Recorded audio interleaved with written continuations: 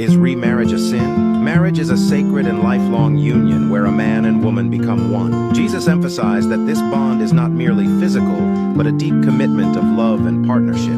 Christian love is not just an emotional feeling, but an act of will, a conscious decision to follow God's design. However, the reality of marriage often brings challenges, and many today view it as something disposable rather than a covenant meant to endure. While the Bible upholds marriage as permanent, it does acknowledge certain grounds for divorce.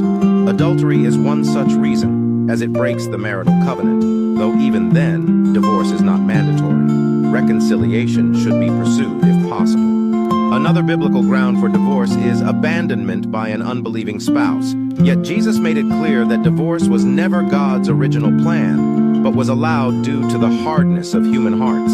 Despite a decline in divorce rates, many couples today choose cohabitation over marriage, and the U.S. remains among the countries with the highest divorce rates. Statistics reveal that early marriages have a higher risk of ending, and social influences, such as a friend's divorce, increase one's likelihood of separation.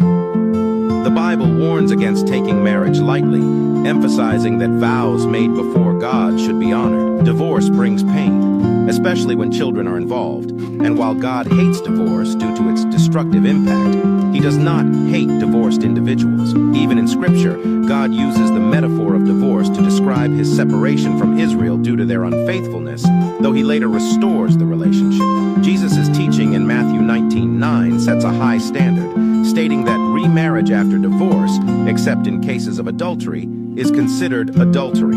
However, His emphasis is on the heart.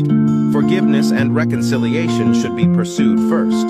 The Apostle Paul reinforces that believers should remain with their spouses whenever possible, but if an unbelieving spouse leaves, the believer is not bound to the marriage. Divorce should not be seen as an easy escape. The key is to seek healing and restoration in Christ.